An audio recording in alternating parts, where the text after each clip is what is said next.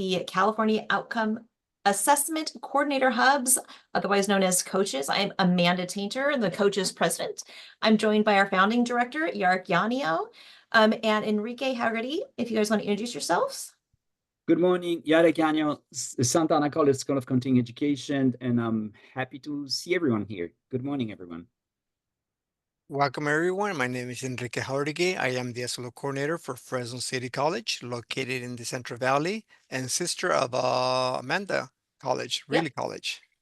And I am Amanda Tainter, the faculty coordinator of instructional design and outcomes at Reedley College. So today we will be monitoring the chat for any questions you would like to post.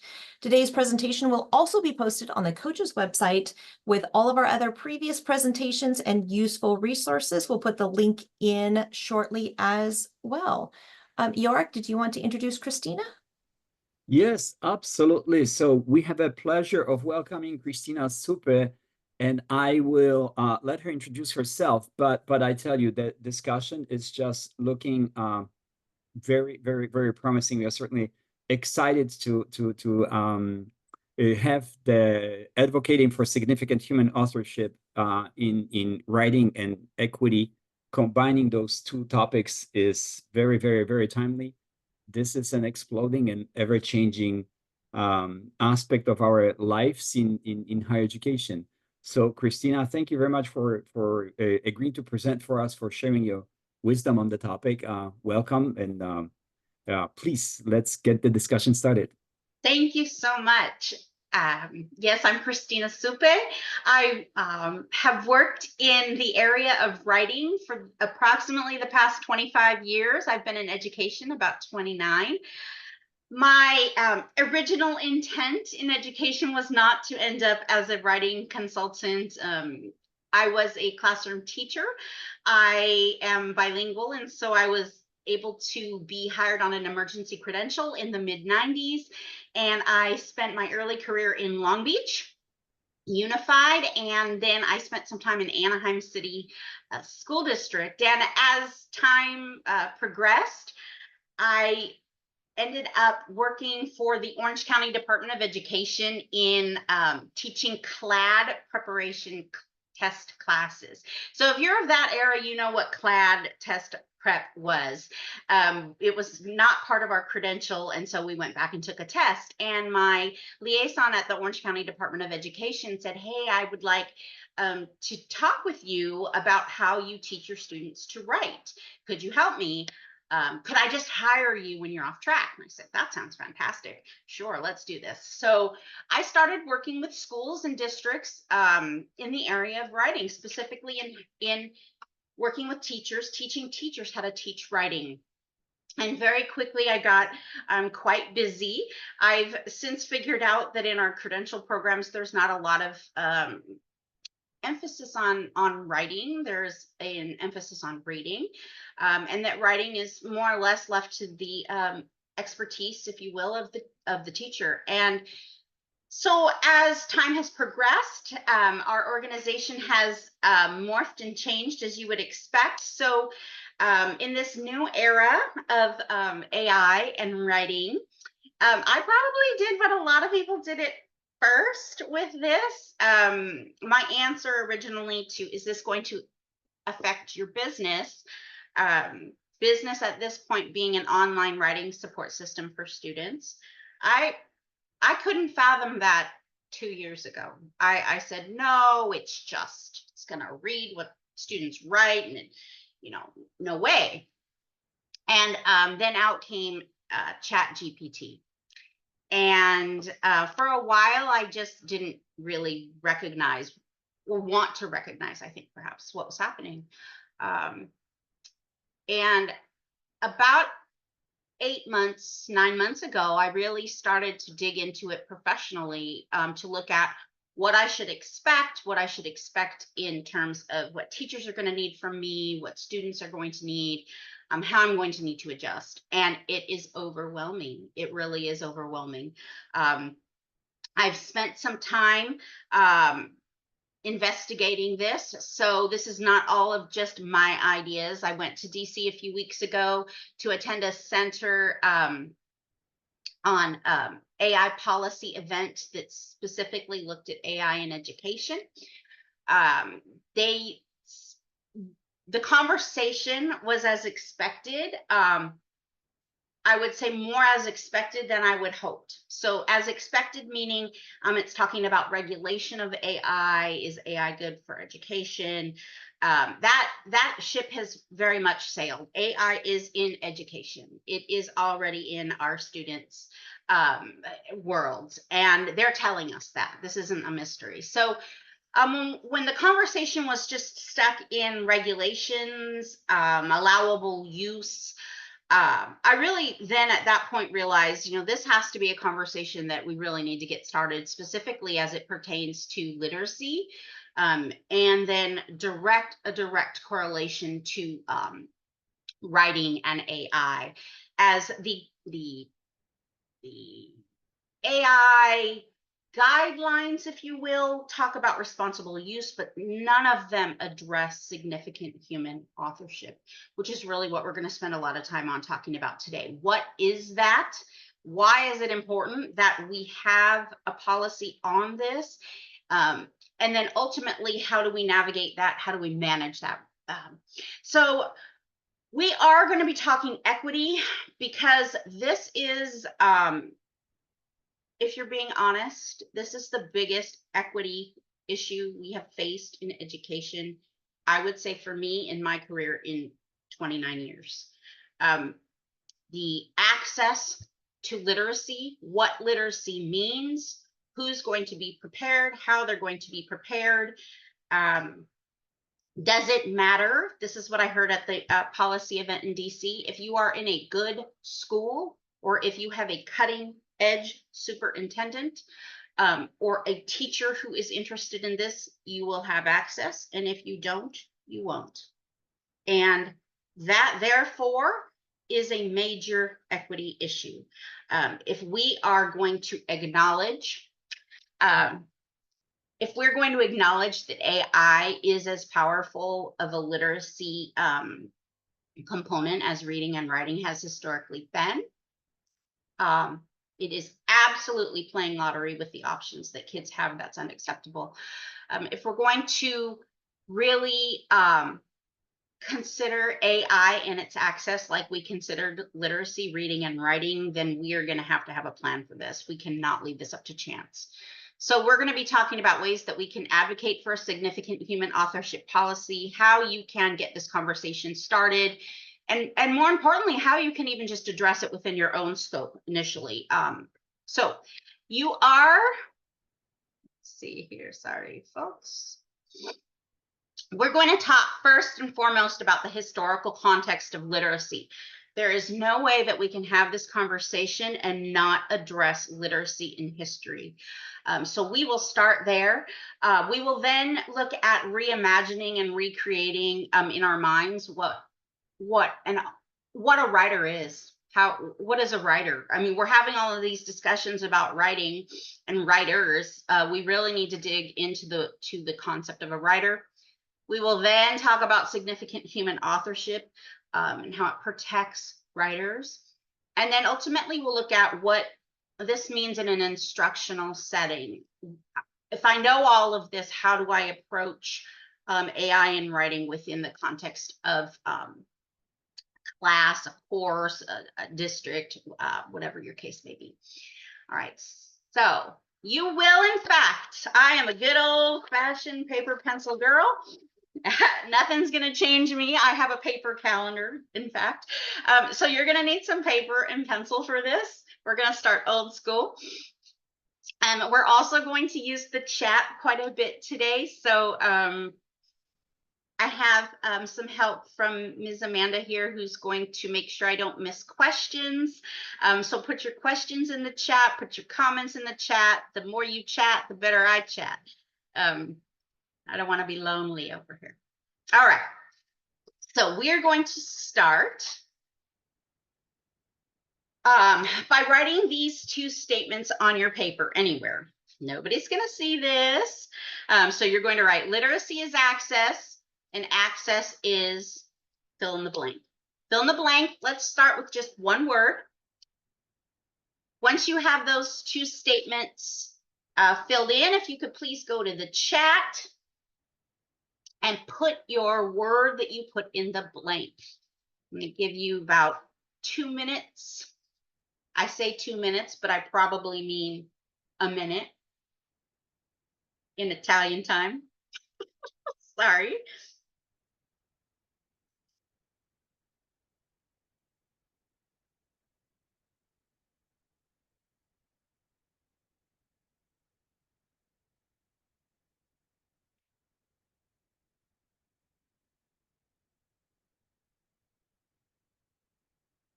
I love this. Okay. Literacy is access. Access is. I'll read some what we have from the chat. Opportunity, freedom, power, equity. The access is fundamental. Yes. Skill, just, all of that. All of that and more. I think my default word that I would fill in the blank is power. That would be my go-to. But we really need to look at literacy in the context of history as literacy is access. Access is power. What does that give you? Oh, see, I was pretty close. I was a little bit close on time. So access is power. And what does power get you? Right? What is the purpose of having power? Well, historically, power has been social mobility. Power is financial security. It is political influence. And because we know that literacy provides these things, it is no surprise when we take an honest look at what's gone on in the past that literacy has purposefully been withheld from some populations to preserve the power of other populations. That is a thing. It was not a fluke. It wasn't that people didn't want to learn to read and write. It was that access was purposefully denied. And when we start with purposeful denial, you automatically have to use that as a barometer for what is going to happen in AI and education. Okay, well, we have to track our conversations back to purposeful or willful denial, all right, or willful exclusion, and we'll get to that. But here's the thing, folks. Our friend, my absolute probably favorite person in history is Frederick Douglass. And Frederick Douglass as a young boy, this is a picture of him as an older man. He was the most photographed person of his time, and he never smiled. He did not want to give the impression to people that being enslaved was a good thing. So he was very purposeful in what he did. But he knew, because he already instinctively knew, but he overheard a conversation that Mr. Auld, who enslaved him, was having with his wife, and the wife was trying to teach Frederick how to read and write. Frederick was about 8 or 9 years old. He lived in Baltimore. That I found the corner. I can tell you where to go if you want to go see it. That I can kind of guess which house it was, but it was in the city in Fells Point, and he lived in a pretty well-off, with a pretty well-off family there. And the wife was just teaching him. He was 8 or 9, and the husband saw what was happening, and he said, "Look, if you teach that something, speaking of myself, how to read, there would be no keeping him. It would forever unfit him to be a slave." And this comes from the first of 3 books that Frederick Douglass wrote, Narrative of the Life of Frederick Douglass. He wrote all 3 in a very similar, the story did not change. He just revealed more information with each book as it was safe for him to do so. So in the first book, you know that he emancipated himself, but he does not give any indication of how that occurred. And so it is really a very interesting read to read all 3 of his books that were published over the course of about 45 years. But he was a little kid, and he knew, hey, I need to read and write. This lady thought I needed to read and write, and now she's not allowed to teach me. So he would take bread from the household and trade with the little white kids outside who were poor, but they were white, so they got to learn to read and write. And they taught him how to read and write, and he gave them snacks. And that's how he acquired literacy initially. So what was the power? What was the access that he wanted? I'm going to stop for just a second. He knew he needed to read and write. Why? What would it get him? Now, I'll ask if you want, you can put in the chat what you think it would get him. I'm going to put in the chat what I think he, he's 8 and 9, he's like a third grader age here. So what did he think it could get him?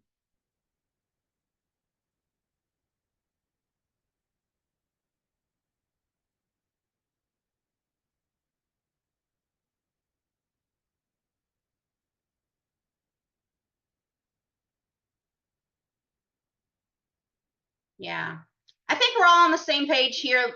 Communication, expression, a better life, a human right. I have the good fortune of working with Dr. Hassan Kwame Jeffries. He's a professor at The Ohio State University, and he calls literacy a freedom right. And I do believe that when I think about literacy as such, that this is just something that was the initial way to keep power, right? If you couldn't read, you couldn't communicate. We had a tiny conversation before this main conversation about literacy, reading and writing. What is its fundamental purpose? Its fundamental purpose, when I write, I am sharing my ideas. I'm telling you what I know. I'm telling you what I think. I'm telling you something I believe you need to know. I'm passing down a story, right? It went from an oral tradition to a written tradition. And when you read what I write, you are trying to understand what's on that paper, right? To get meaning from it. What's happening here is that we're just adding another way to get meaning from each other. AI is just a meaning maker, right? It's taking and consolidating meaning from a lot of different places. And as the user of AI, I can use the consolidation of all of this information to suit my own purposes. As a writer, that is a great thing, right? This is a great thing. This can accelerate or enhance my original idea. As a writer, and I will tell you, this is a true thing about myself. I will tell you the truth, good, bad, ugly. But as a writer, it can also be overwhelming. And I write for a living. So when we look at the accessibility, we really are going to have to look at the practical ways that we introduce this and manage this in the classroom. But it is just another way of making meaning and offering opportunity. So if we're all sitting here, I mean, you saw the title of the session and you signed up and you showed up. So I know that you have an interest in AI and literacy and authorship and what all this means. And so we're on the more excited side of the spectrum, I would say. Or at least curious. Maybe you think this is absolutely awful and you just want to see what's happening to make an argument against it. And believe me, I think that kind of dialogue also has to occur, right? We have to be aware of what I call reasonable reluctance. Okay, reasonable reluctance is a concept that comes from people and places, communities, where those people are not excited about AI and they have a reasonable, it's reasonable that they're not excited. All right. So let's just take for a moment some of the thoughts that you have heard. And on your paper, I'm not going to ask you to do this in chat. We'll just take a moment to, on your paper, write some of the reasons, because there's definitely more than one, that people may be reluctant. And some of the reasons, not all the reasons, are on the screen, so you don't have to look at the screen. What have you heard?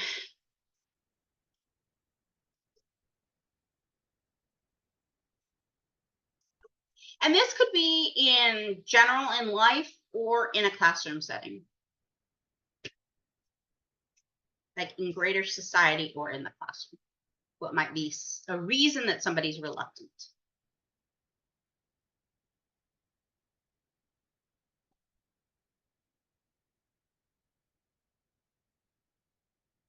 Anybody want to come off mute and tell us?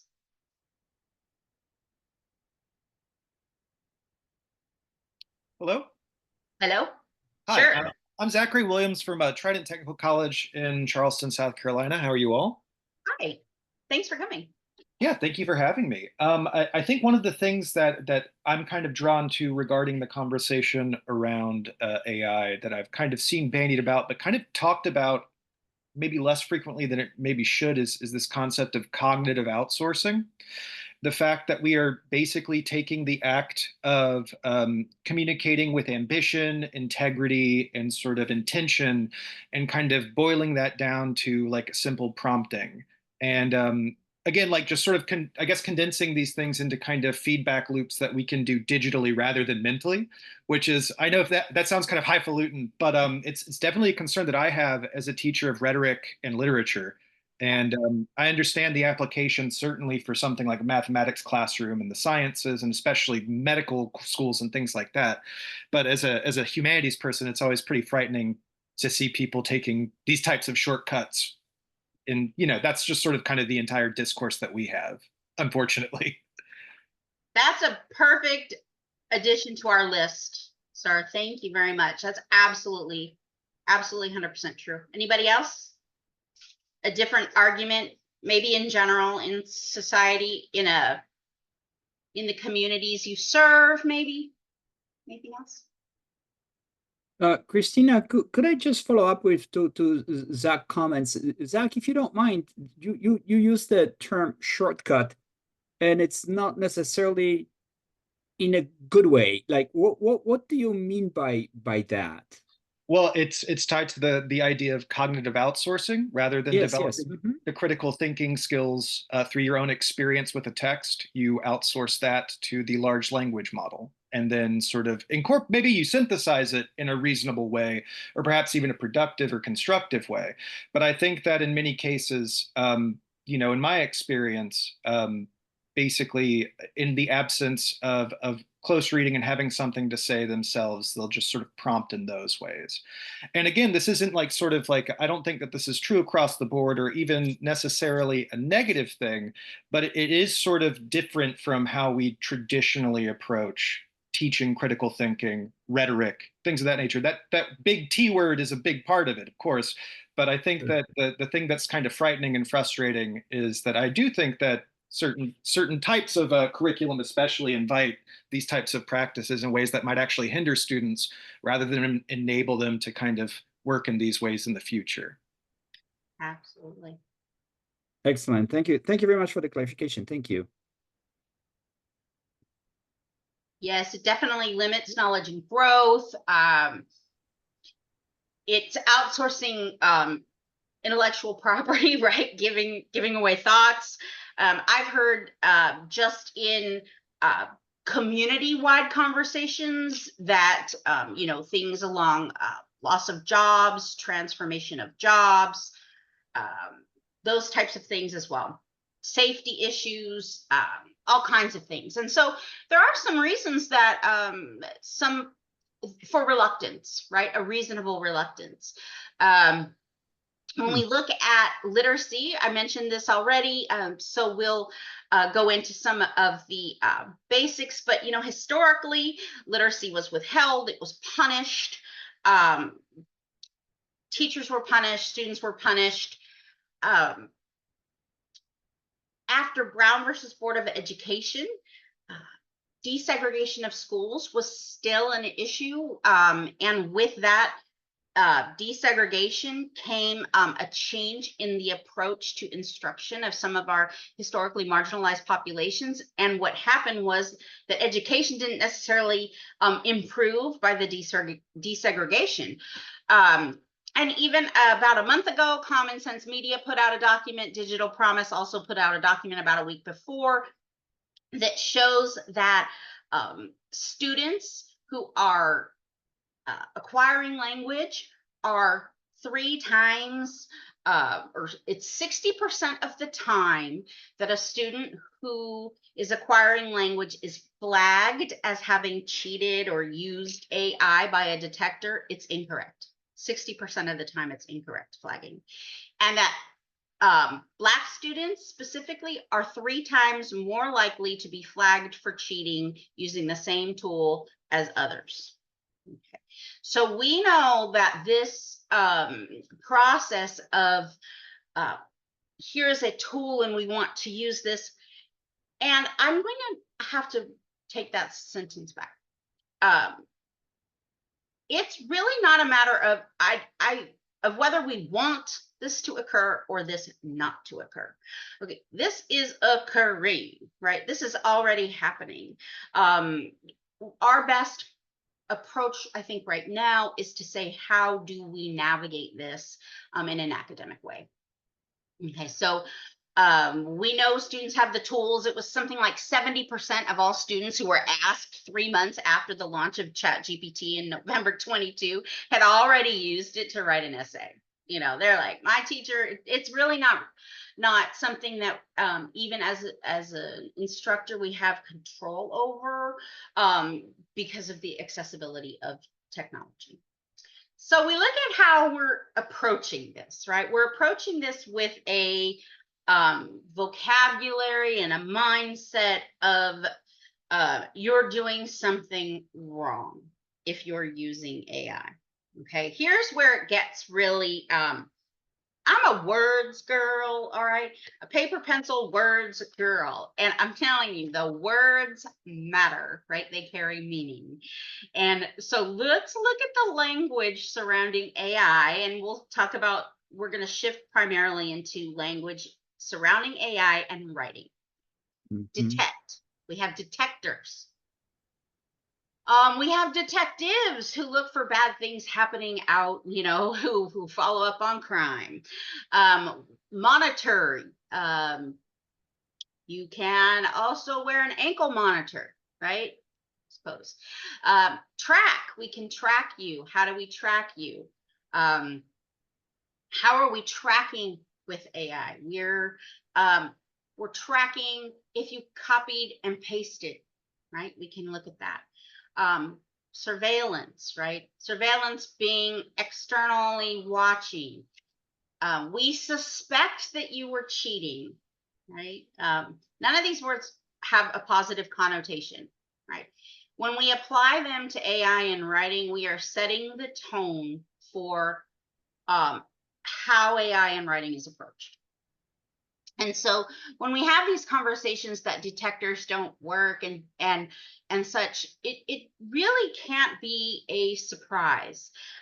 If we take away the digital detector, like a platform that detects, who's detecting then?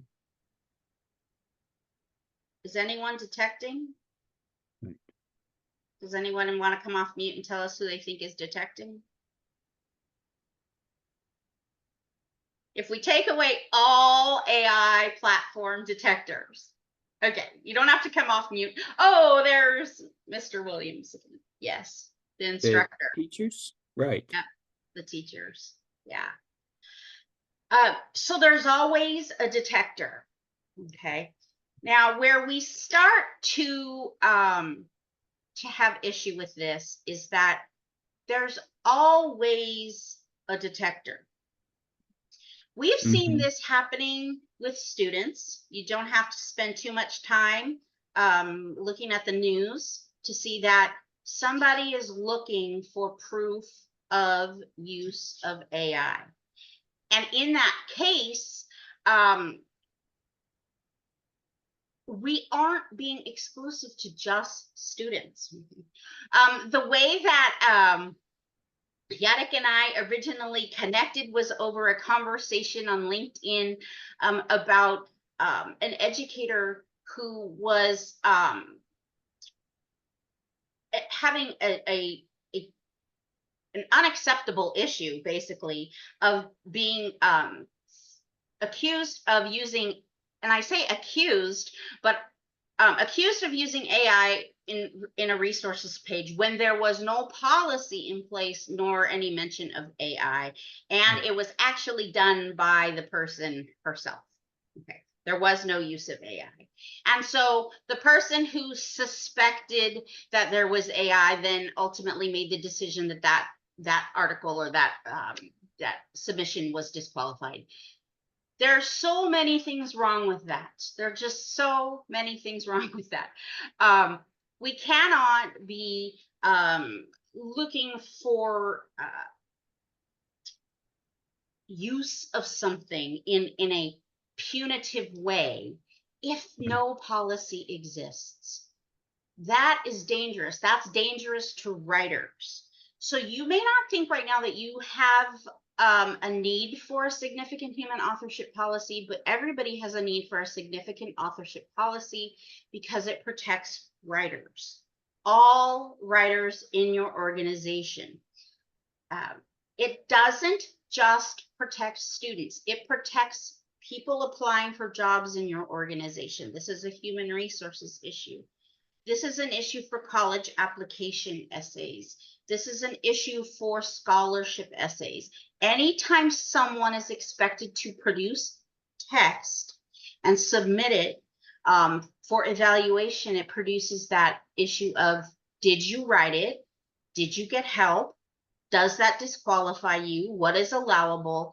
And currently what we're facing are what I call ghost policies, right? They're just, everybody has a policy, even if you don't have a policy. There's always a policy. It might be a ghost. You don't know what it is, but it'll come out and say, gotcha, when you've gone against that policy. Okay, so there's no way for you to know what the policy is, but then when you, yeah, how was I supposed to know not to do that? That exactly right there. There were no rules to the game, right? And so we really have to take that into consideration, that it does start with the protection of writers. So here we go. You're going to need your paper and pencil. And I'm just going, if you're an artist like me, it won't take you very long to draw a picture of a writer. So go ahead and draw a picture of a writer. Find a space on your paper.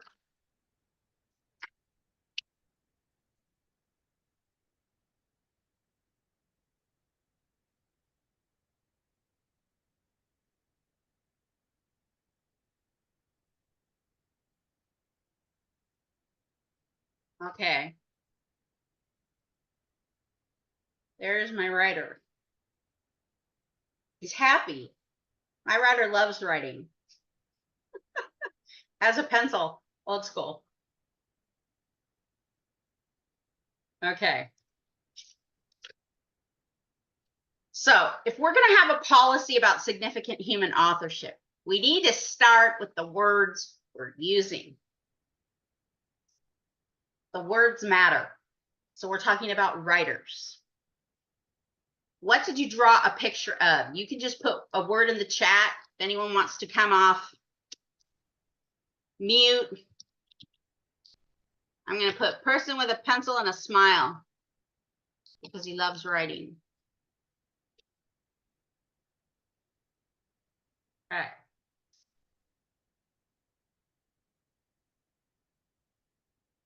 Ooh, someone hunched over.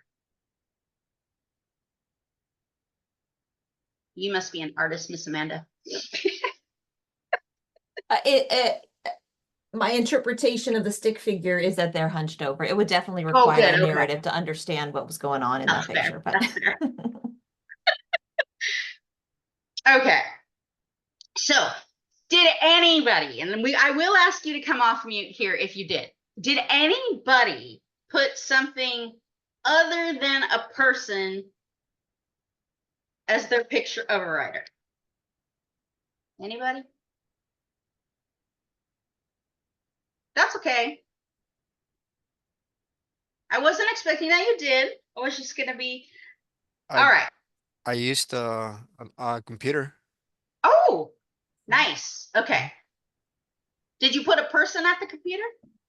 Just the computer? Mhm. Oh, you did. Okay. All right, good. So here we go. We'll come back to you, sir. There are 3 statements here, and I'm going to actually, these are supposed to be like brain twisters. So if you didn't have any coffee yet or, any caffeine, that's okay. We'll help you after the thinking process. But I'm going to give you about 2 or so minutes for real to think about these statements and jot some notes about what you think each statement means. And try to put qualifiers on these if you can.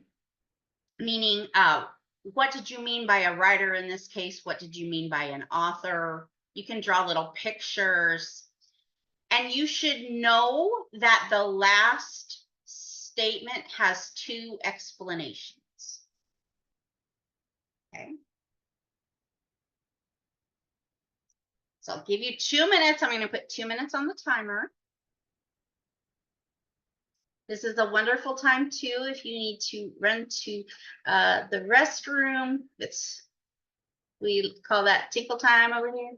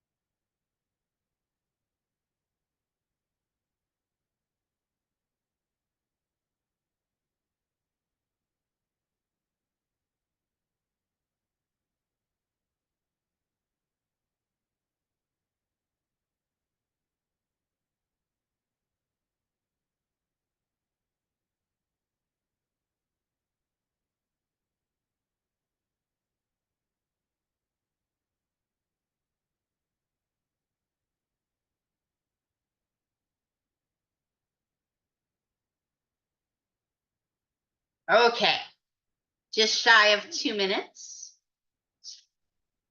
So I will ask for some discussion on this. So let's start with all authors are writers. All authors are writers. Anybody want to tell us what they understand that to mean? Either by clarifying words, parts of words, using synonyms. I'm not an English professor by any stretch of the imagination, so I'm simple. I think of it as all authors make meaning. When I think of writers, I think make Okay, meaning. so for writers, we're going to call that make meaning. Something to make meaning. Okay.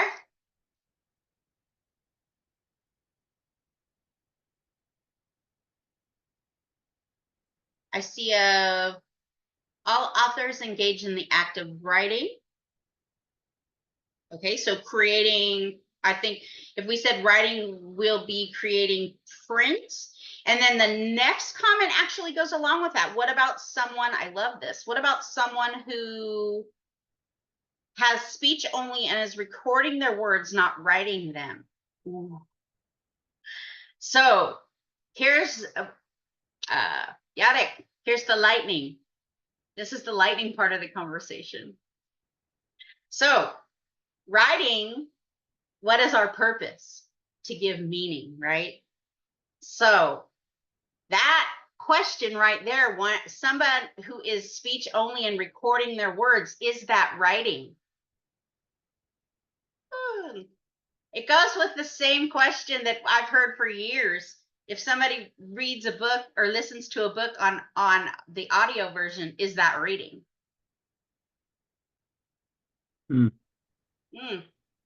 Okay, that I'm gonna have to be invited back for in the spring, all right, because that's gonna take us off into another spin. But I would like to say that if we boil down our purpose to writing as giving meaning, okay, giving meaning, we're looking at the word writer specifically, and I would argue that yes, speaking your ideas is a form of pushing out your ideas into the world, making meaning. Does it mean writing on a paper? No, but we need to really start thinking about what we classify as writing and a writer.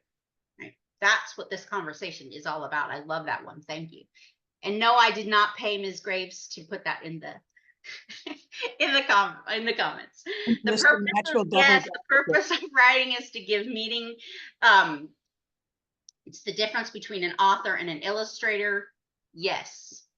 Okay. So an author, oh, I shouldn't give away all the fun yet. Let's do the next one. Some writers are authors.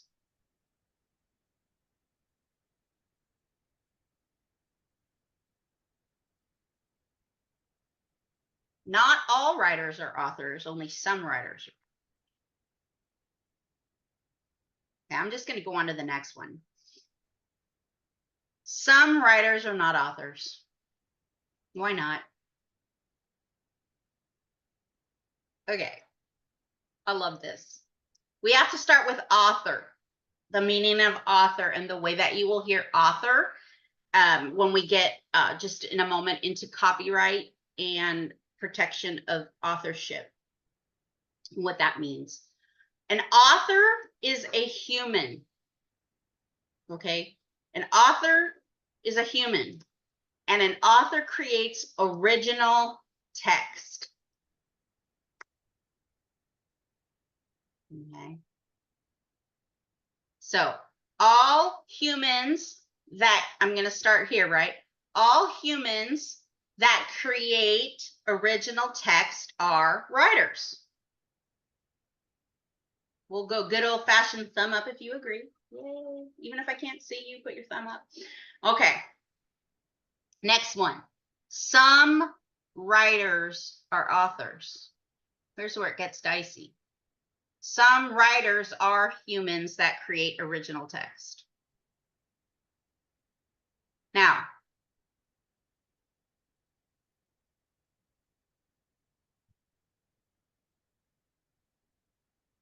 the word writer is shifting here a little bit, right?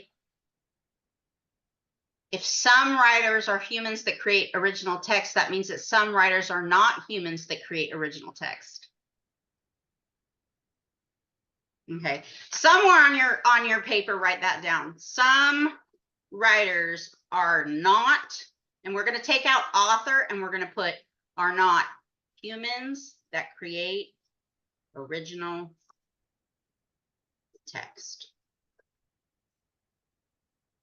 This is fundamental to the discussion that we're having.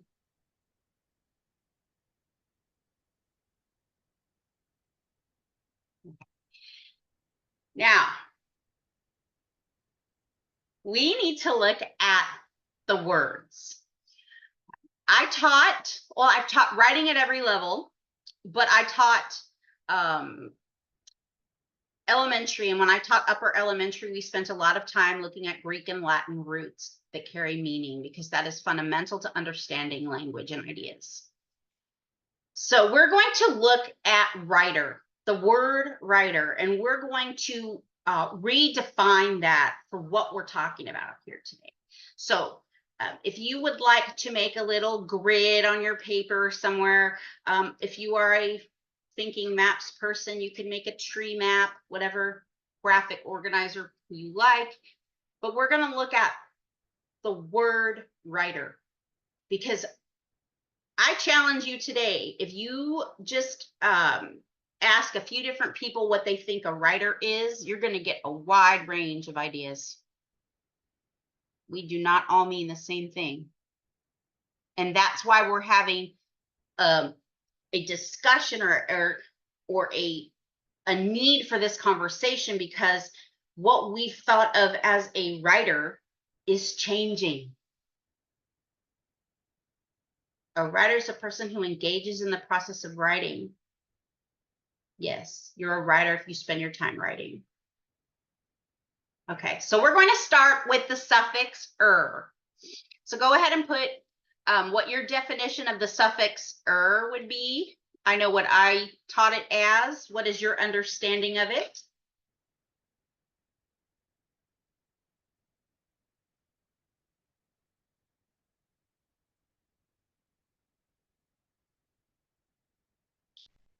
So when I taught the suffix "er," I taught it as person who.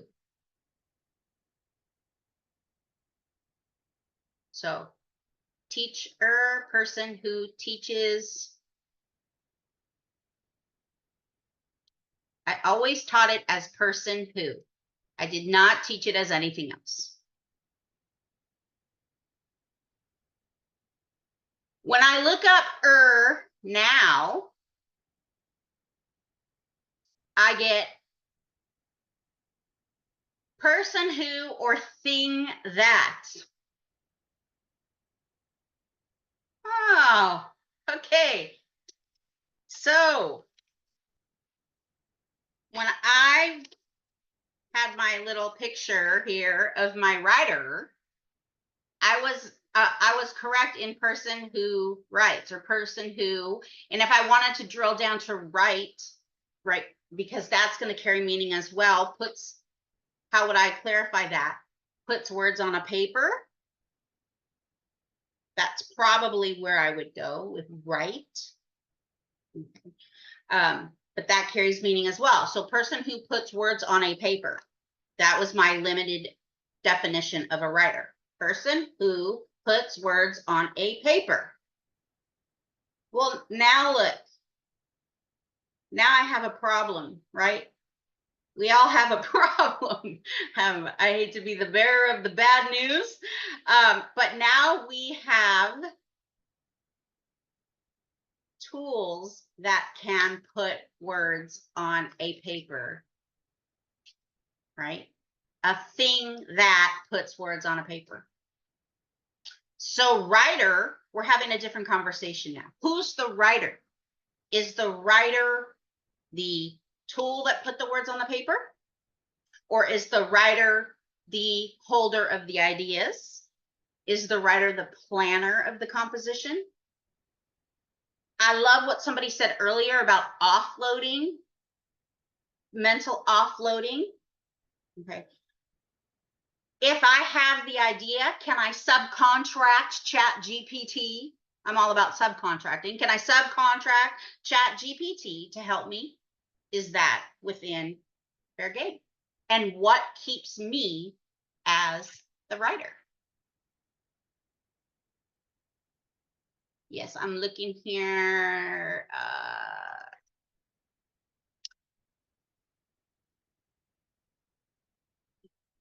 You can't take someone else's work, right, and call it yours. That would still be plagiarism, and you can't create a work and claim that someone else did it. No. I love this. I'm sorry I'm not scrolling properly, but yes. No, you cannot take somebody else's work and call it your own just because of a device created it. That's why we really have to understand what fundamentally is protected under authorship by the U.S. Copyright Office. We cannot have this discussion just in the terms of, I think that, you think that, this person thinks that. That cannot be. We have to have a measure or a way to decide what the rules for composition are. So let's take our ER meaning now that we've slightly adjusted it. I have to slightly adjust it to add in thing that. Now I'd like us to take a look at the word writer. And you're going to write a definition of the word writer. I already gave that one. And then as many words as you'd like. Oops, I didn't mean to do that. Sorry.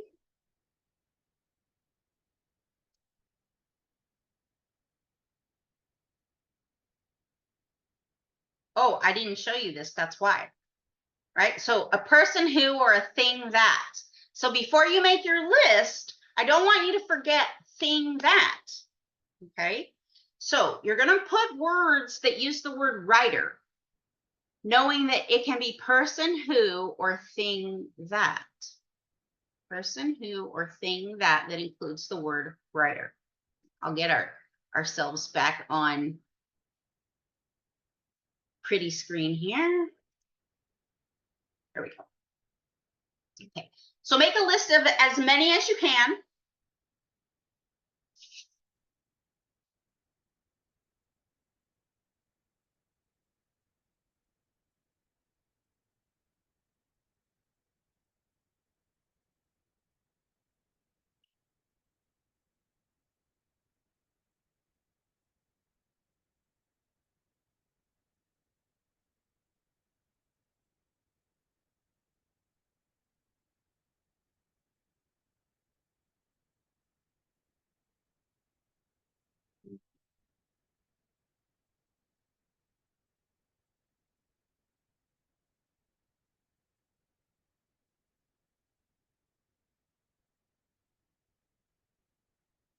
Okay.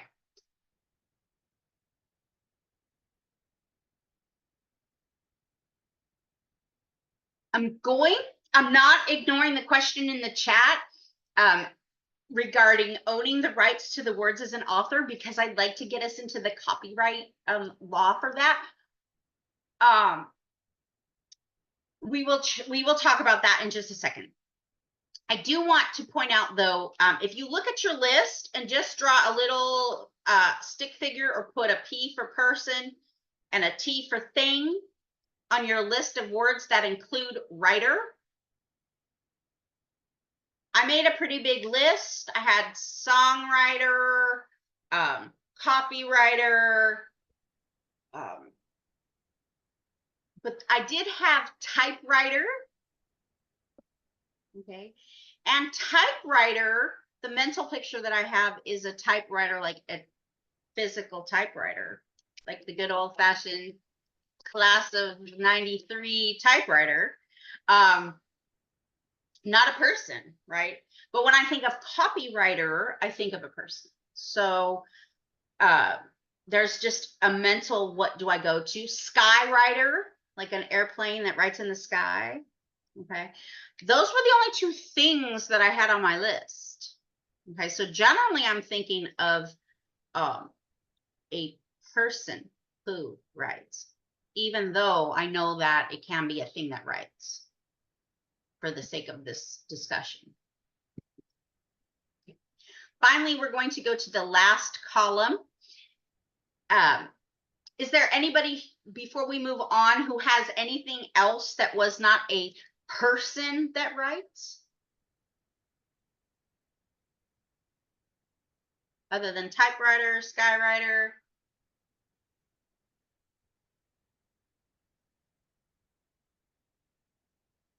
Ghostwriter? Yeah, person, screenwriter, typewriter.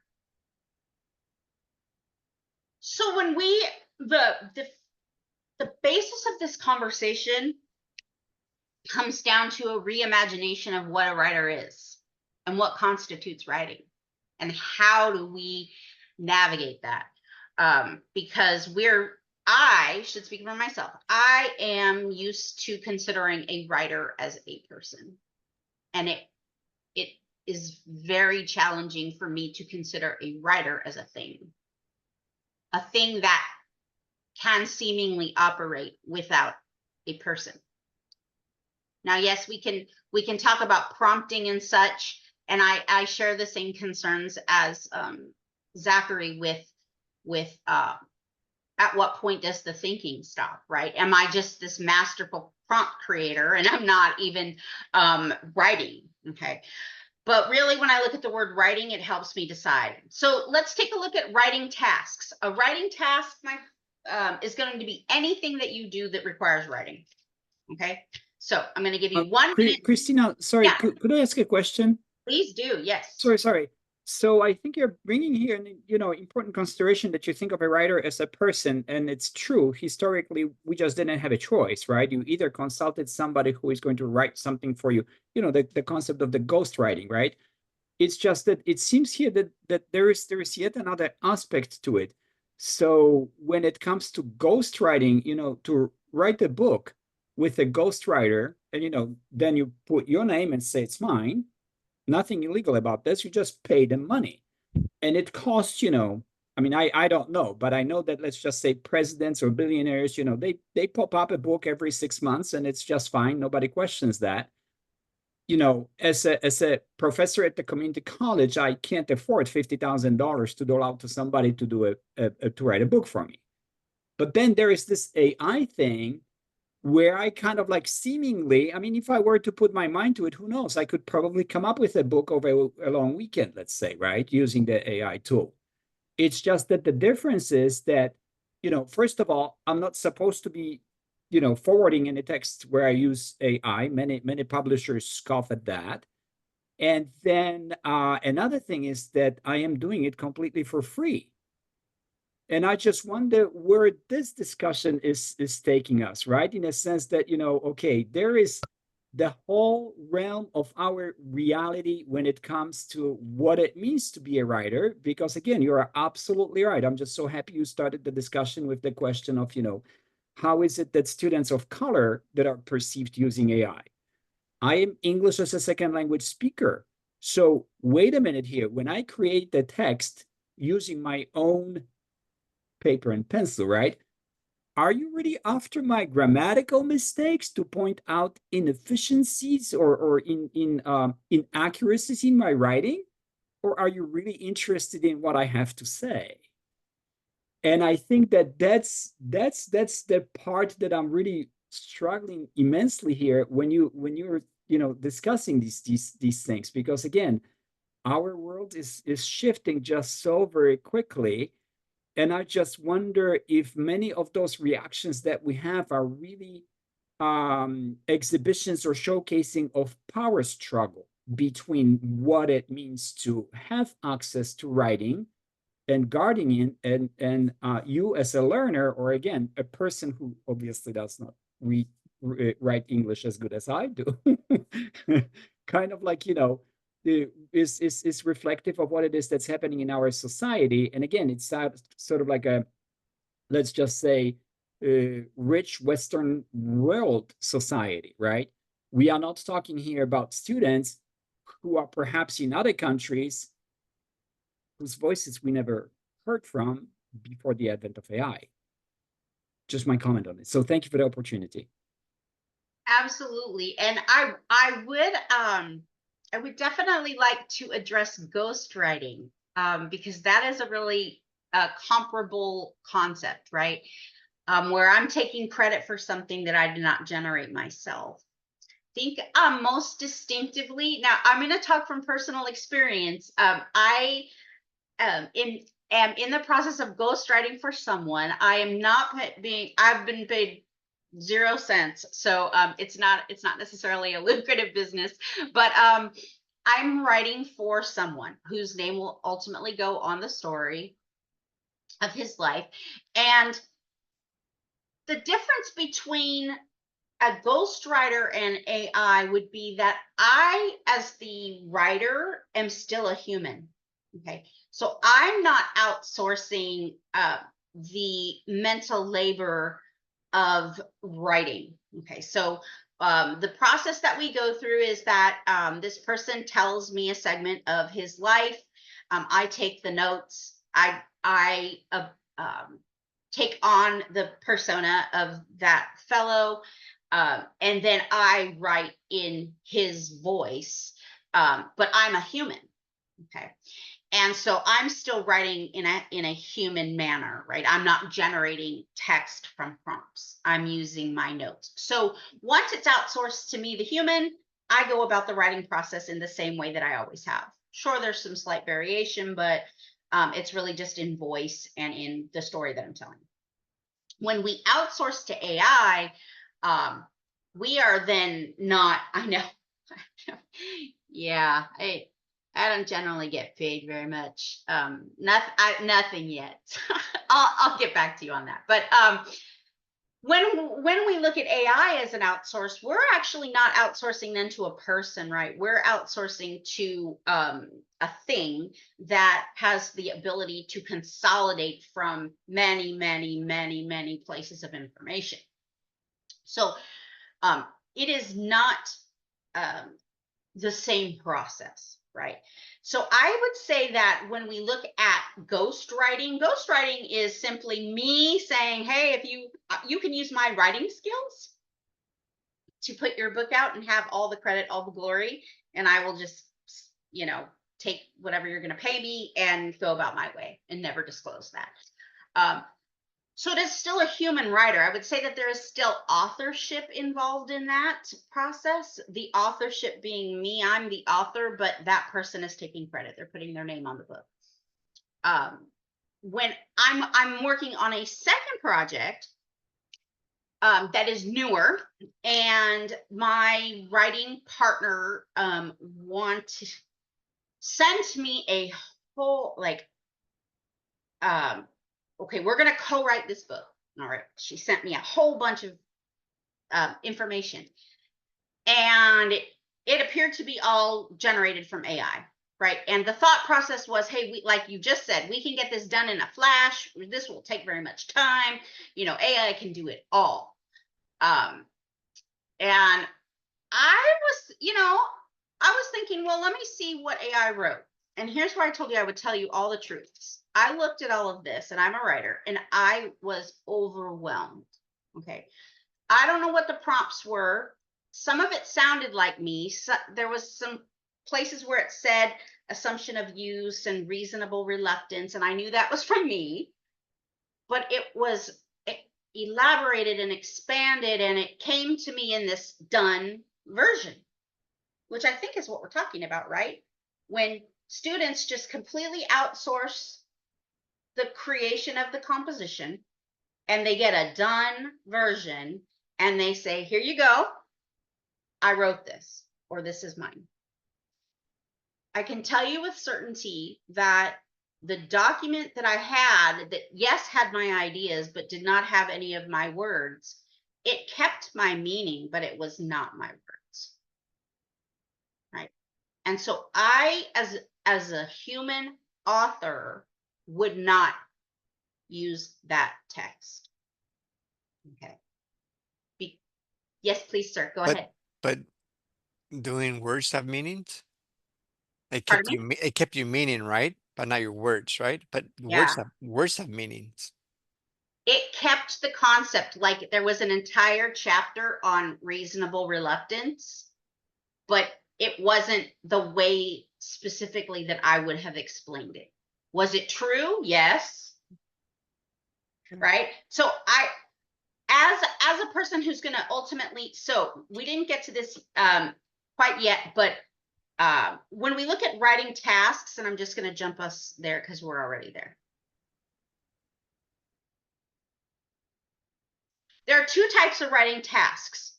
Okay. Really, everything that we do can be either something that I'm taking ownership of, right, as an author, something that I would say, this is by me, and it's important that you know that this is mine. I believe that when we're in education and we ask students to produce work that is of their own thoughts and their own understanding on something, that we would say, yes, it's important that you put that is by you, because I want to know what you are thinking, right? Your ideas matter. Students, on the flip side, are thinking, hey, There's a tool that will write this entire thing for me. I mean, I could be done in 5 minutes if I put the right prompts in, and it says more or less what I would say. It's fine. There we go. Okay. We are at a place where I would say that what matters is I am trying to communicate something to you. I care personally as a writer, as an author, a lot about reasonable reluctance. I have a lot of things to say about it. I, in fact, believe that I should be the writer of the explanation of reasonable reluctance. I do not think that AI should interpret my concept for me. And how does this track back to students? Students need to believe that what they're producing matters, right? So if I am given an assessment for the sake of an assessment, or a question that that may demonstrate my knowledge on a topic, but doesn't have any relevance to me or my thoughts or my person, I wouldn't have a problem outsourcing it. For example, this is a real thing for me: text for students to read for reading comprehension purposes. So part of my business, I have to create grade level text for kids to write in response to. Okay. Historically, I've had to write all of that. It's the biggest bulk of labor that I had for many years until early 2023. Now I can tell it to write me a 500-word, informational article at the 3rd grade level about, sea life in San Clemente and how it's affected by the pier. There it is. And I use it. I write the writing question and I have the text. And I make up a name. It's by Charlie Brown. Doesn't matter, because it doesn't matter who wrote it for what I'm using it for. Okay. It really doesn't. It's just information about animals and what's happening. But it matters what I say about reasonable reluctance and how I frame that and how I explain it. And so I am going to maintain authorship that is by me. And I'm not going to outsource to AI. So as a writer, I'm looking at, when does it matter? When does it not? Does it matter if I work in the office and I need to send a letter home to families about back to school night? Does it matter if I wrote that like myself? Or am I signing the principal's name anyway? Does it matter if AI generates a beautiful letter for me? No, not really. It doesn't matter at all. As long as I get the information correct and I send it, I'm good to go. That's not like unique authorship type ideas. Remember, authorship is going to be when we are wanting credit for that work, right? That it's creative, unique, by me information. So when we talk about who wrote it, who didn't, that's going to come into play. Do you want credit for this, or does it not matter? So what can you add to that about wanting credit? Because this is what it drills down to for students, right? They're looking at the assignment. They're thinking like, AI can do this for me in 5 seconds. This is not relevant to me. This isn't necessarily my career. To me, it's relevant. Reasonable reluctance is relevant to me because that's my career. That's what I'm doing. That's what I'm speaking on. That's what I'm talking about. So what are the things that you face with students in your classroom when you look at it this objectively? Just, this is what kids are going to be thinking, or young adults are going to be thinking. They're going to be thinking, this doesn't have much to do with me. I can just pump it out. I can just be done. What are the things that we're contending with? feel free to go off mute. Hi, it's me again. So one of the things that I try to do as a result of like teaching rhetoric, this is English 101 stuff, um, considering the emphasis on careers that the technical college system, especially down south, places on things. We don't even have community colleges per se in South Carolina. They have to be technical colleges. Even if they function ideologically as a community college, it's still technically a technical college. So what I tend to try to do is that issue of relevance, that issue of applicability and utility. Those are things that I think that all humanities curriculums need to really kind of put forward as like a first principle of the teaching practice, finding some way of making rhetoric studies or research applicable very specifically to a student's sort of discipline or chosen career. And that seems kind of weird at first, especially if you're thinking in terms of, these types of things. But I think that that's the way of cracking this egg. And increasing buy-in and authorship is increasing that applicability, minimizing the kind of daylight between writing the English 101 essay and writing the lab report. You know what I mean? Absolutely. I'm putting that in the chat. There was another word, sir, that you said, applicability, and what else did you say? There was another Utility. utility. Yeah. Relevance. So there are a few things that are happening out in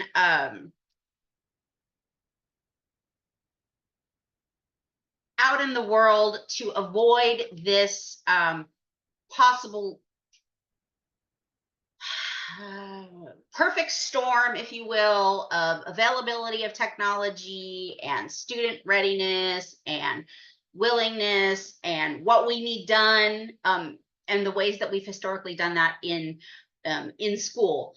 And you've probably heard a variety of things happening within your own schools. Some of the things that are happening to get around these issues of unique human text, authored text, as opposed to AI generated text are blue books. They're all about now. Instead of creating it on now, I'm a paper pencil girl, but this is a lot, my friends. This is a lot to have to navigate. I don't believe truly this is a sustainable method for instructors to go to paper pencil. Banning is another approach. You cannot use it at all. AI in a class. Alternative assessments. Oh, that's my hot button. That's my fight words. Okay, alternative assessment. So I'm gonna see if we can get us a little bit in more like loose. All right. So in the chat, put a reason that you or your class, what you teach, what would be a reason that you could not use an alternative assessment, or you don't use an alternative assessment to writing? Or maybe you do and say, I use them all the time. That would be fine.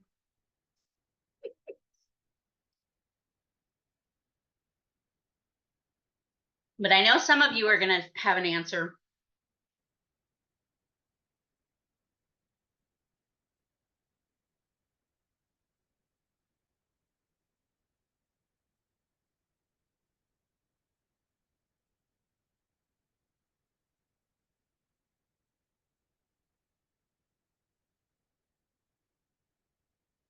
Yes. Okay.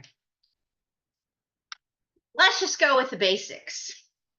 I hear alternative assessment all the time. It doesn't take long in educator circles to hear that, you know what, you could just get around all of this writing and AI stuff if you just give an alternative assessment. Just don't have them write, or have them right in front of you in the blue book. Or here's the thing about alternative assessments in a first year writing composition class. If the point of the course is written composition, you cannot really give an alternative assessment. And so what we're facing is that would work in courses where written production is not an absolute for me to evaluate your knowledge of content. But that is not going to work in a course where the purpose of my course is written composition and teaching you to write. Okay. And so this is a really important thing to keep at the forefront of the conversations that you may find yourself in, is that especially if you are in any kind of teaching capacity or assessment capacity where you do in fact have to keep writing as a at the forefront, is that there are no alternative assessments to writing in a first year composition course. That just is. So we will have to do what is necessary to protect writers. The reason that we need a significant human authorship policy is that we cannot avoid writing entirely. We just can't. We cannot avoid it. So we have to have parameters for it, rules for it. If we don't have rules, well, no, there's always a rule, right? Think about your own course right now. What is your rule? Is your rule in your mind? Is your rule stated in your syllabus? Does your department have a rule? Does your school have a rule? I've spoken to a few different universities. The consensus has been that there's not a university policy on written composition. I talked to, there's a lot of very gracious folks who are willing to give me their time to understand what this looks like at in classrooms. So I'm talking to with someone at Boise State, Penn, Sacramento State, at a school that's escaping me the name right now in Ohio. And they've told me that their universities, their schools are not taking a stand on this. It's a teacher, instructor decision or a department decision, where I think we can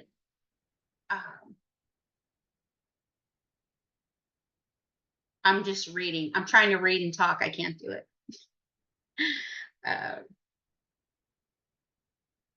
Yes. It's a teacher or a department decision at this point. But what's going to happen is when there's not a policy, when there is a ghost policy, when there's a policy, everybody has a policy, but nobody knows the policy. Students are inadvertently going to be called out. Professors are going to be called out.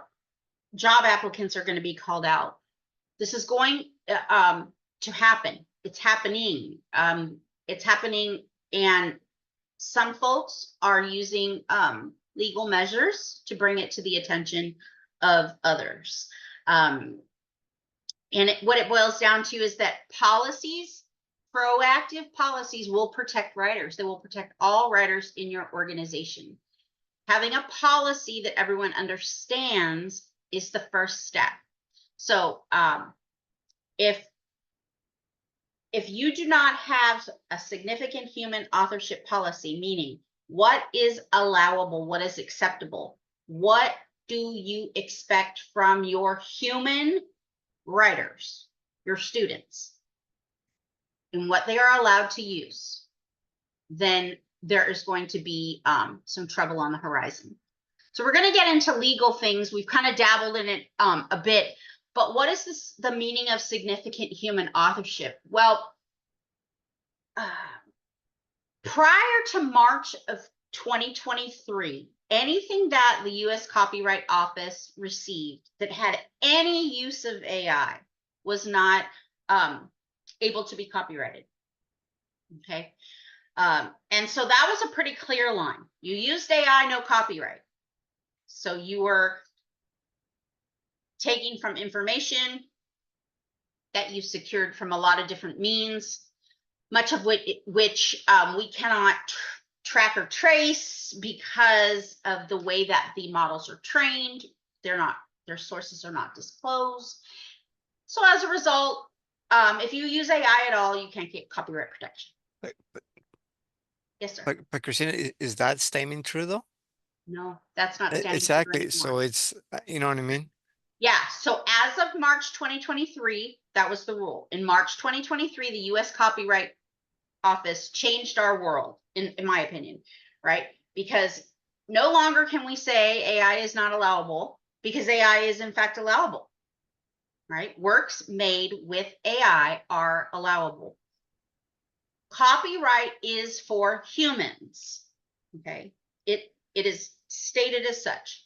So if you are a human and you created a work, you can get copyright protection. If you are a human that used AI in some capacity, so long as it is de minimis, that it does not make a significant difference.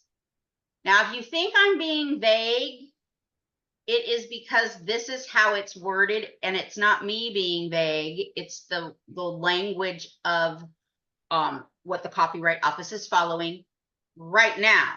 Okay. What happens in a few months from now, in a year from now, we cannot assume to know.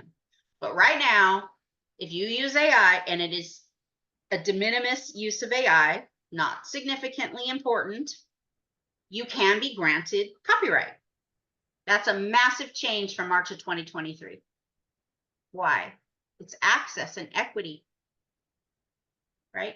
If I say, if I'm a teacher and I say you cannot use AI at all, nope, I'm not going to teach you how to use AI in the writing process. I'm not going to allow you to use it. I'm not going to safeguard you and show you the ways that it can be helpful as a writer. Then I am not preparing you like my neighbor next door who teaches the exact same class and is in fact allowing AI because the Copyright Office says that that you are allowed to use it. They will take your work and they will on a case by case, you got to love that, on a case by case basis, the US Copyright Office would decide whether or not to allow copyright for that work. So when I, as the instructor, now again, this has to take out my personal opinion, I have to just look at what the Copyright Office says is allowable in order to be fair to my students. Okay, somebody said it in the chat earlier, cannot be said better. It cannot be just a random jackpot lottery of who you got as your person, your teacher, your professor, as for that course, whether or not you are equally as prepared as the next student. That cannot be. And that will be if there's not a policy in place of what is allowable use and how we are allowing to use it. Now, I really do actually wish that the Copyright Office would give more specifics on what is de minimis, what does that look like, but they're not. They do say that there has to be sufficient human creation, and then they would review it on a case by case. So what does that mean to me as an instructor? It means I need to have some sort of parameters for my students to use. I cannot in good faith say that they cannot use it because the Copyright Office is going to allow it. So if you can write something that can get copyright protected, you should be allowed to write it in my class. And so we have to have this conversation as to, okay, what are we going to tell students about writing, about being an author, and about use of AI? And you might have thought that our portion on writer and and the suffix and all of that was too much, but those are the kinds of conversations that need to be had with our student writers. Okay, what is a writer? A writer used to be just a person. Okay, now a writer can be a thing, right? It can technically be a generative tool, a generative, it doesn't have to be a human anymore. Now, it does need to be a human if you're going to say that a human wrote it and you are the author and you're going to get copyright protection. So when we talk about a composition, just picture a composition. I'm going to put in the chat a few different things here. There are a few different a few different things that go, or a couple different things that are in a composition. There is human created original text. Okay, that's what I write out of my brain when I sit down. I take the notes. I've done some research perhaps, but when it comes to creating the text, I am not putting in a prompt. I am actually writing. Right? These are my, this is my thoughts in my words. So there's human created original text. There's also human curated generative text. This is where I decide that, hey, you know what? All right, I want to say something about that lawsuit that happened in Massachusetts. Well, actually, I can't do that because it hasn't been trained recently. So I would have to go farther back, but you get the idea. I know something about it. I know what I want to say, but it's not really that big of a deal if I get like a little blurb on it from AI, right? Because it's just information. It's just elaboration. It's explanation. It's not my thought on it. I just know that I need to say something about that court case right here. Okay, so I'm going to ask AI, write a paragraph for me. Let's use Brown versus Board of Education because that's longer. Write a paragraph for me of no more than, blah, blah, blah words, 300 words about Brown versus Board of Education. And be sure to include how it was focused on separate but equal as not being allowed. I knew exactly what I wanted it to say. Okay. So it was my idea, but I don't have to put it in the words. Like Brown versus Board of Education was a court case in, I don't know, 50, I can outsource that in good faith, right? I can human curate that to get AI to generate that for me because it's not it doesn't need to be my original words. It's just going to be facts. It's just going to be information. So my composition is going to have human created original text, and it's going to have human curated generative text. I know that if I want copyright protection, that my use of AI can only be de minimis. Okay.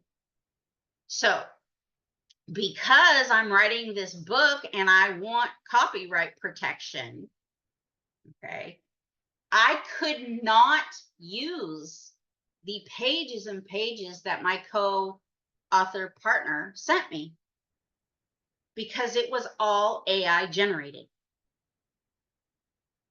Okay, it was not human created text. It had my idea, but it was not my human created text. It was not explained in my words. It was not written by me. And that's going to be the marker.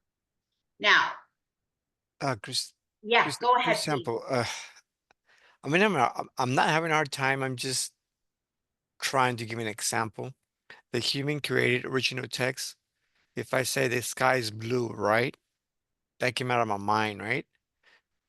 Do I own the words blue? And then sky and blue. And I put it in ChatGPT and it corrected me. It said the sky is not blue, the sky is black. Which is right. So then who's right? Was ChatGPT? I told ChatGPT that the sky is blue and it corrected me. It said the sky is black. So that's the human curated generated text was well, I want to see what ChatGPT, thinks about it. But at some time, I'm having a hard time. Yeah, As a writer, do I own the word blue? no. And so then what Okay, gives? so I think, What gives then? yeah, that's a great question. Okay, so if you're never going to get a fact, even if it's a fact corrected by AI, let's just go with the example. You're not going to get copyright protection on something that is deemed a fact or a common knowledge, right? It would be, if anything, it would be more trademark protected. Okay, so where you could get a word or a logo protected, a saying, right? But if it's in common use, it's never going to get it. It's even if it came out of your mind, because you're right. Like I could say whales live in the ocean. Yep, surely they do, and that's a definitive fact, and we can go out and prove it, and nobody's going to be copyright for that, because that is not a personal concept. But if I said, okay, explain to me about your habits as a consumer of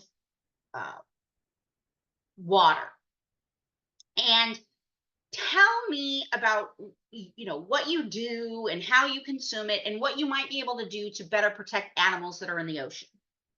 And I write all about how, oh, I do not like those refillable water bottles. It kind of grosses me out because you have to put your thing where everybody else puts their lips. And so I drink out of plastic water bottles, and I think it's safer for my health.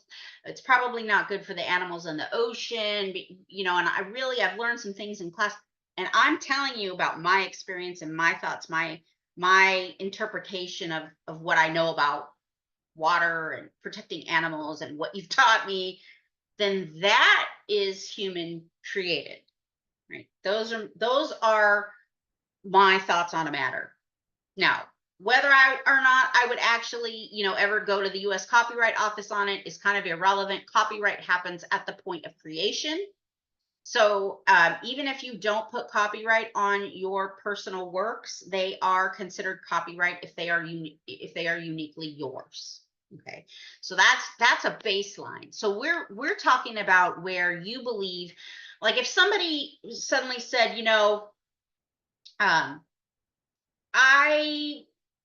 I'm going to write a book on reasonable reluctance, and I'm just going to take everything you said about it.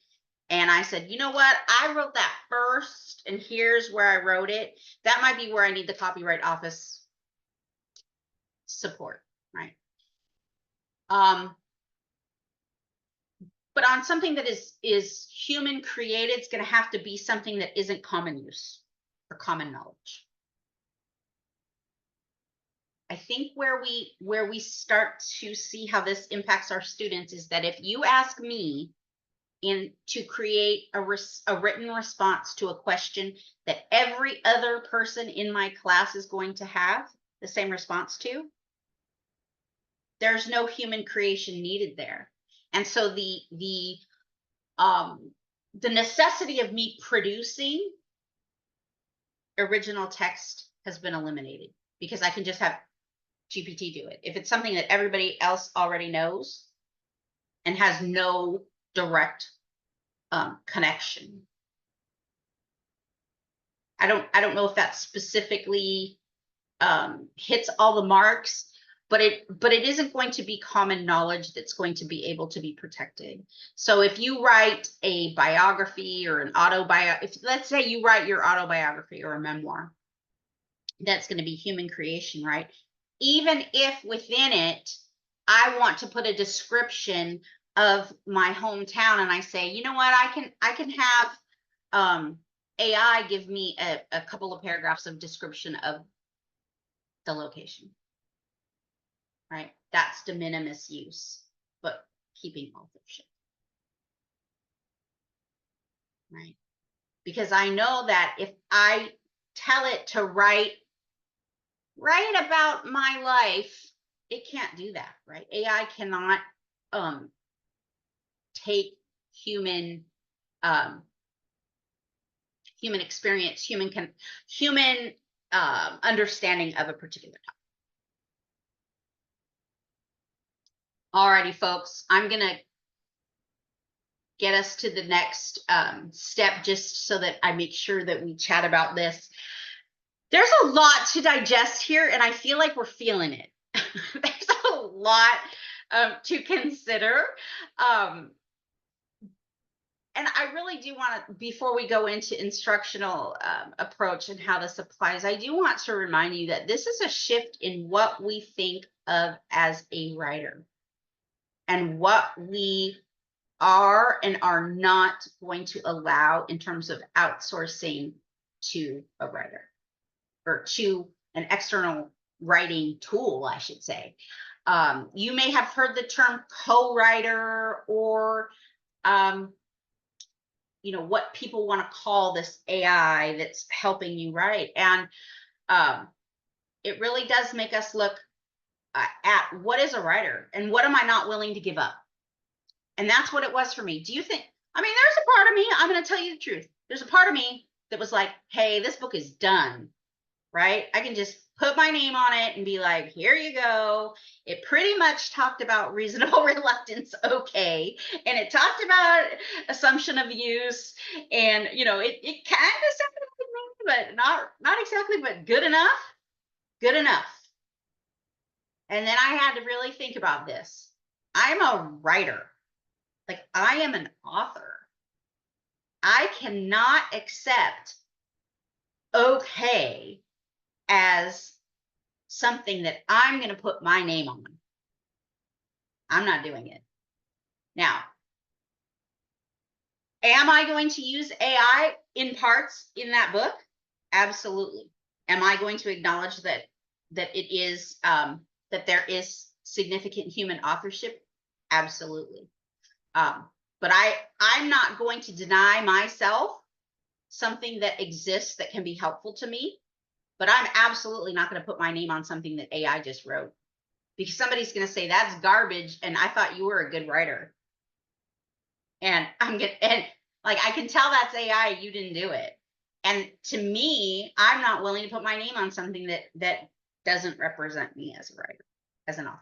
So how we navigate students to understand that writing is not just things that you put on a paper to turn in to be done. Like, if it has no meaning, I don't need to give it to you. I don't, and how we get them to that, to understand that this can enhance your voice, but you should never give your voice away. Never give your voice away. And definitely don't give your voice away to some sort of artificial intelligence that is probably not representing your voice appropriately anyway. That is not you. Right? Your voice has power. And it goes back to that original conversation that we had, Yarek, in that, do you want to know what I think? Or do you want to judge what's on the paper? And as long as we keep, I want to know what you think as the main purpose, then we're going to be just fine. But the second that we say, you know what, you don't really care what I think anyway, so I'm just going to give you whatever. So I don't have as much of an issue. Honestly, you're going to maybe think this does not make sense, but I don't have as much of an issue with teaching kids to use AI for generative text purposes, like for elaboration and explanation. Where I have an issue is when, and I can say this because I'm a teacher, is I have an issue when educators outsource the feedback that they give to students on their writing. Because if I give you something to write and you write it with your authentic voice as the author, and it tells me something about you or your understanding of something, and you give it to me and I say that's not worthy of my time, I'm going to give it to AI to give you feedback, then why did I write it in the first place? Like, why am I writing for a no audience, for a robot audience? I don't write for a robot audience. I don't write to make a robot happy. I don't write to have a robot understanding. And so I have more of an issue with the feedback process and outsourcing that in an instructional capacity than I do with teaching students how to use the generative portion to enhance what they're saying. Because if I write for an audience. If you write, I hope you write for an audience. And if you write for an audience and it doesn't really matter, like a letter home, then absolutely, Heaven, I help you. But if it matters that it is your voice, then it's got to be you. And then if it's you and you are telling me as the teacher that it matters, then you better read it. I mean, even if you don't, I mean, that's up to you ultimately, but I would see very quickly as a student that if you weren't reading what I was writing, I would very, very quickly not want to write for you anymore. It kind of goes back to the days where we only looked at, did you capitalize it? Did you put a period? Did you spell it right? And eventually you're like, well, that kid won't write anything. And you're like, yeah, because every time they put something on the paper, all you do is criticize it. So they stopped writing. Be the same way. If you don't read what I wrote, I'm not going to write anymore. Okay. So what does this look like? There's a traditional writing process. Everybody knows about it. We have some directions or directions that you give yourself. Like, I want to write a book about blah, blah, blah. You plan and you research. Now, you'll notice here that planning and research, draft and revise are the biggest boxes. These are the places where AI is going to play the most significantly different role. Why do I not have edit on here? Grammarly's been able to help with editing for as long as the day is dawn, okay? So we don't have to worry about editing. We have spell check. We have those kinds of things. Revising is for ideas, word choice, sentences. Make it shorter, make it longer, say it more academically. Now, we're gonna not have a deep discussion on the actual significant human authorship policy that you want to put in place, because there are serious considerations in terms of AI as creating text is very different than AI rewording your text. Okay. Those are all uses of AI. But this conversation can't sustain that. But when you start writing a policy, you have to differentiate to students. When you create the draft, this is how you're allowed to draft using AI. When you revise, I personally do not like the revise portion of AI. Why? Have any of you tried the revise, like when you put something in and it revises your work? Are you saying like rewording it or Yeah, it will reimagining it? It rewords the whole thing. It takes it all and it scrambles it, and it makes it hard to understand what is mine originally, right? And so I don't use it very much as a writer. I would say that's a personal writing position that I have. Do I think it can be helpful? Yes. If it was helpful to me in a certain situation, then yes, I would use it. But I would have to know that that is part of what AI is doing for me. Okay. Does it change my idea? No. It just reworded it. I don't know if you guys are going to sleep that much tonight. You're going to be like me, because you're going to have all these things you have to ponder now about writing, because it's not that cut and dry. But you do need to separate drafting from revising. They're not all the same thing. And then when I get to editing, it's not as big of a part of the instructional process at all. We can use AI to spell check. We can use AI to check grammar. Planning, drafting, and revising are where the thinking happens in writing. That's why they're bigger boxes. I have to think about this as a teacher.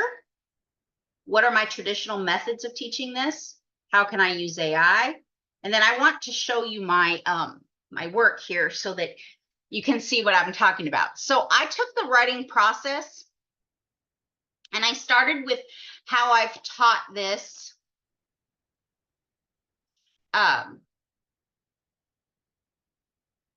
Ooh. I love what's in the chat.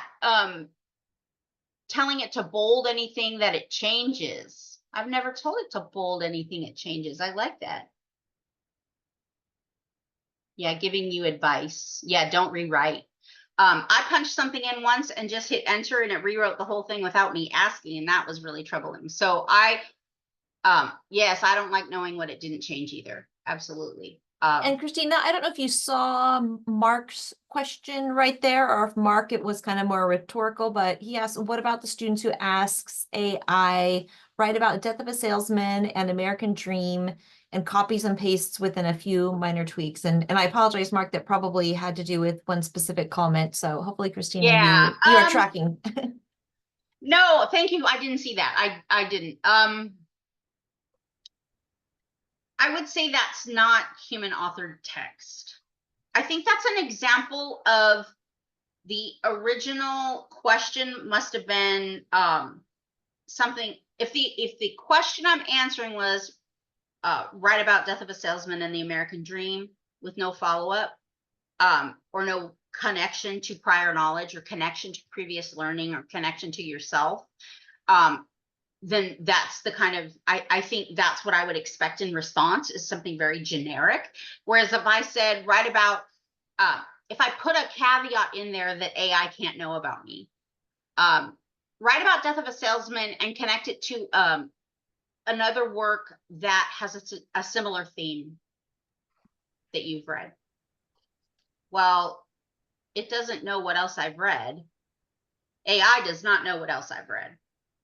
So if I connect an understanding or whatever my original intent was to something that AI won't know, then I'm going to get a more unique response. That would be my suggestion. Okay, so in my pictures here, I'll let you glance at them. But I just took, what would I use in an original writing process? I always have a type specific plan. Where does it make sense to use AI in an author plus fashion? This is not AI replacing the author. This is AI supporting the writing process, right? So that the author maintains authorship, right? You want, if your goal is to keep authorship, it is a unique, you created it, human creation that could get copyright, then I need to understand how I can use AI to help me, but not that AI produces the text. Right? So that it is AI supporting the process, but not producing the product. And that's how I would explain it to students. AI should not be producing your product. Okay. Just shouldn't be. If AI is producing your product in its entirety, you are not using AI in an acceptable, allowable use fashion within this course. Now, if there's no policy on what I'm allowed to do in the course or allowed to do in written composition, who's to say that AI is not allowed to write the entire thing? And that's why it's very important that we specify to students what is allowable. What is allowable. In the work that I've done so far in the allowable use, I've separated the categories into creation of the text, so the words, right, the draft, and then the revision, right? I'm not going to let it revise my entire product into something that is not me. And so looking at those two aspects helps me keep authorship. And that's why I could not use that document. I couldn't use it because it was already a product. It was already a chaptered book that was not written by me. It was not written by her. It was written by an outline that we put in, that she put in, that took what it knows and wrote a book. But that's not a book I would put my name on. That's the difference. We have about 10 minutes, and I was hoping to have time to explore ChatGPT and Notebook LM and Perplexity. Those are the probably, I don't want to call them contenders for attention with your students, but those are probably the platforms that are vying for your students' attention. And so I'm going to show you just the gist of what each of these does. Now, I will say that this is going to be a crash course in generative tools. If you would like a further course in generative tools and you are anywhere in the Las Vegas or Anaheim area and would like to join me this upcoming Sunday or in Anaheim in December, please just reach out to me. Let me know. I'm doing a crash course for folks on just the basics of how GPT is usable in life, not even necessarily in the classroom. Mm. Chat GPT is a generative pre-trained transformer. Okay. Chat GPT, you just put Chat GPT in your browser and you will get it will take you to OpenAI probably. You can get in with your Google account. That's what I've done. The key to Chat GPT is to understand that it was trained about a year ago, so it's not good at current events. It's not good at math. It's a language production tool. And so if you asked it, like I was telling you, I was going to ask it about that court case that's happening, it will say, I'm sorry, I was trained in blah, blah, blah. I don't know anything about that. So it's not like Google. It's to consolidate information. All right. So I would suggest asking it. I didn't know what to ask it. Honestly, at first, I really had no idea what to ask it. I'm going to show you what I asked it. I have no secrets here, friends. Nothing in my Chat GPT. Okay. Let's see. So I asked it, let me see some of the ones that I really like. I wanted to show a board member how it could plan out a 4-week campaign strategy for revitalizing a city clerk role. That's in here somewhere. And boy, did it do a great job. It went and it literally gave me, I sent it to her and I think she just was like, what am I supposed to do with this?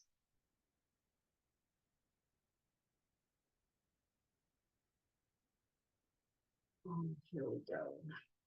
AI in political campaigns. All right. So the great thing about ChatGPT is you can talk to it. Now, some people will say, are you polite to it? I am. I say, please do this for me. Please do that for me. But you have to just fine tune it, right? So if you don't like what it said the first time, you can ask it a follow-up question like, and I tell it like, that's pretty good, but I was really thinking that I wanted more of an emphasis on the AI use in revitalizing this city clerk role. Could you be more specific about how AI could be helpful? And then it redid it. Okay. It will do similar things with pictures. Okay. But the thing about pictures is it can't redo the picture. So you can keep giving it information and it will just keep coming back a different picture. Make a caricature of, that's not the right spelling, of a whale in the ocean. Now that's pretty vague, right? So I don't know what it's gonna do. It's gonna say, I'm thinking, it's gonna give me a whale, what it perceives to be a whale in an ocean. Okay. Remember that in words, oh, that did pretty good, but it looks, so I've been thinking, no, I don't want it to be a caricature. I prefer a more realistic whale. Okay, there we go. Now, in the words, it will keep adjusting your document. Okay, it's much, much better at words. Why? It's a language model. Now it's taking my words and trying to make meaning of it in picture. It goes back to making meaning.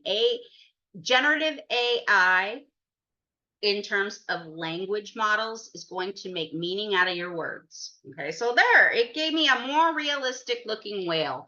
I mean, I can keep going. I've done it with all kinds of different things. I would suggest exploring. ChatGPT can, in fact, write an essay, write a 500-word essay about whales in San Clemente. You're not from here. San Clemente is a beach. And it's just going to have at it. It's going to write me a 500-word essay in a couple of seconds here on whales in San Clemente. San Clemente's coastline. It's going to tell you all about it. Okay. So you can see here that some of the questions that we've been asking as far as like, what do I do about getting these types of generic, you know, oh, hey, you know what? This is fantastic. I can just copy this, put it in a doc, and send it in. So if the question that I'm asked in my course is not thoughtful originally, I'm going to get output that is not thoughtful. Right? I believe that that is going to end up being the key for us. Okay, perplexity. A little bit different than ChatGPT. It will give you sources. So I asked it, what would Frederick Douglass think about AI? You know, and sometimes it says, I don't know what Frederick Douglass would think. And sometimes it tries to make, look, oh, he would have a positive outlook. Okay. But what's different about perplexity is that it will give you sources, right? So you can see here, unlike ChatGPT that just consolidated a lot of information, here we have perplexity telling us where it got that information. I think there is a need and a place for both. And finally, the one that really might keep you up at night is Notebook LM. This is a Google product, and I will just show you briefly. I wanted to see what it would. It will consolidate information. You can ask it questions about your own sources. You can upload other sources. You can, but what's most amazing, in my opinion, is the fact that it will take language, my written words, and it will create a podcast of, let's see. Oh, it's not going to let me play it for you. That's probably okay. I suggest trying out this. It will take your sources and it will give 2 voices, and now you can customize those a little bit, and it will have a dialogue about your sources. And I actually use this with my ghostwriting partner, and he thought someone stole his idea. And I said, no, no one stole the idea. I put it into Notebook LM, and it sounds like your idea because that's what it was talking about. It's really incredible. There are a lot of wonderful academic uses for that, studying, etc. But these are just things that that are happening in your students' worlds that they have access to. And by access, I mean most of this initially is in fact free. That's another conversation. Initially it is, and so we have to look at roles of accessibility and equity, but primarily we need to have some rules for this game, and that's your policy. So please contemplate that there has to be an assumption of use. Students already have all this. They're already using all of this. With assumption of use, there has to be a significant human authorship policy. Those are the rules of the game. What is allowable, what is not. For our communities that have reasonable reluctance, we need to be able to understand the context for why they are reluctant and address those needs within the community. And finally, we need to explore and utilize all of that ourselves. I've learned more in the past month about generative pre-trained transformers than I knew before I started this co-writing project. It's made me look at my process. because as a writer, I learn things about the writing process that I don't learn by just listening. And so I challenge you to do the same. If you did not get the QR code, I'm going to put this back up for just a second so that you can get it. Write Together AI is a place where we have lots of different resources.